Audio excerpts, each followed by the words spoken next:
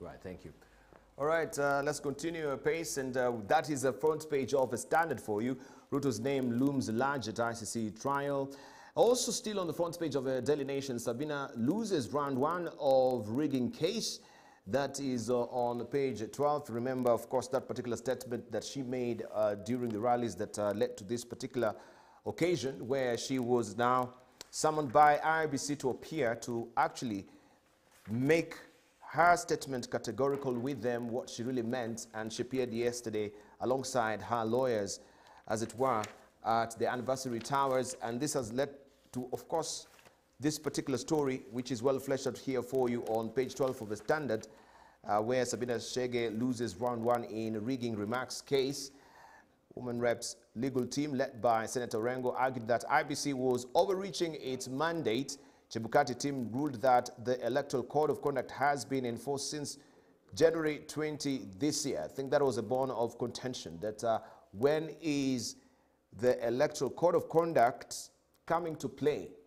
And that has been the difference between now the legal team and the IBC, where the legal team is saying that mandate is not yet in, of course, has not come to full force, as it were. But IBC says since January 20, this is in full force. I don't know if you've been following this as well, Peter Kagwanja, you can tell us more on this particular development as well. Well, I think it was a great mistake for Sabina to make the utterances, and that's why I think we need to tell our politicians that don't be carried away by the emotions of the moment and come with rhetoric that's not helpful. Obviously, when you say an election was leaked, you must be able to substantiate how it was, because if you remember that we are spending $25, which is equivalent to 2,825 Kenya shillings, to ensure the integrity of every ballot. That is one ballot, 2,825. Why would you say that an election was rigged? So I think this was not very good. Obviously, it's grown beyond proportions. When you took at the clip, he was just talking to young men and women, saying that if there is a claim all the time that we are going to league, we can league. Well, but I don't think that was really a sensitive way of looking at our very volatile, extremely volatile environment. And I'm sure that this is going to hurt my dear sister Sabina badly on this.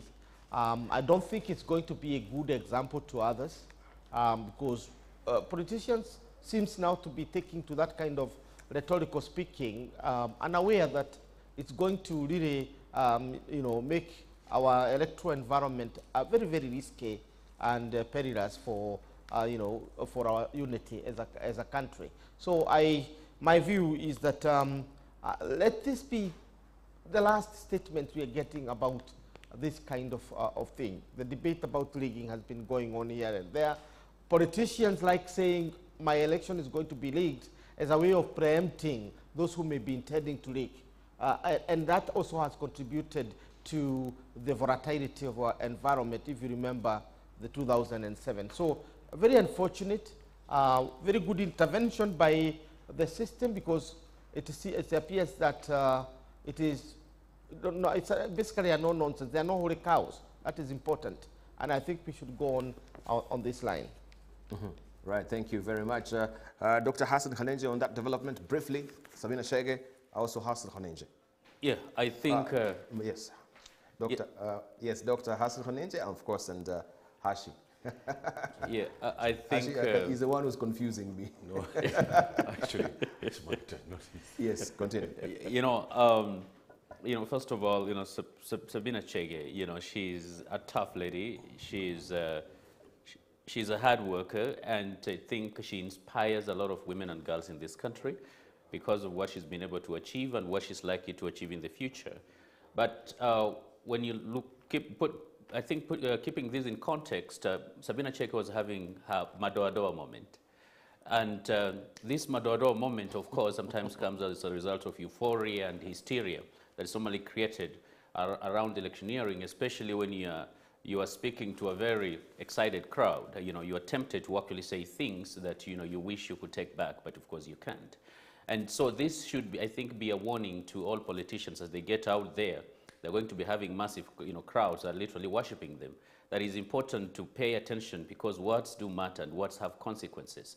And so, especially in an election year, we really need to be able to desist from some of the words that may either create tension or, for instance, in case there's an election outcome in which does not favor a certain party, may actually point to those words that, you see, they had already said they're actually going to rig an election, and therefore I don't think I lost fairly. And of course that you know, may take us back to a place that we don't want to be. Right.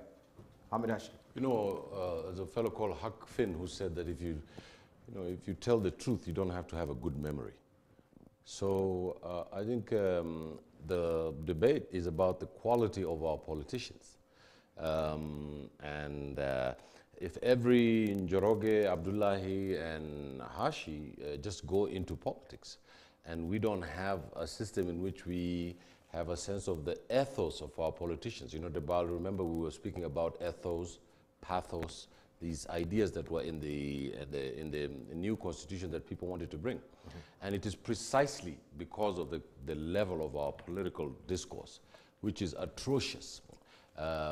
We're just a little bit better than Uganda, where Bobby Wine is. So I think that the caliber and the timber of our politicians is so low that we expect that in the next National Assembly that a whole batch of new politicians with some chutzpah, some sense of you know, quality can come into our National Assembly, so that we don't have this kind of you know, swashbuckling statement by the member from, is she from Nakuru?